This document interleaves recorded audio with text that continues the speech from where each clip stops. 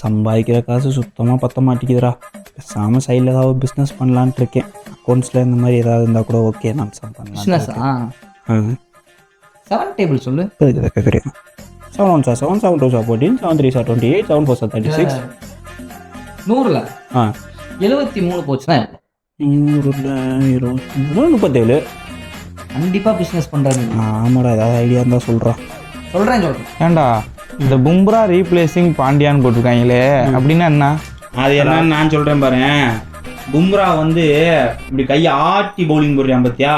ஆமாம், சொல்லி கொடுத்ததே பாண்டியா, அதைத்தான் போட்டிருக்காங்க, வேற ஒன்றும் இல்லை.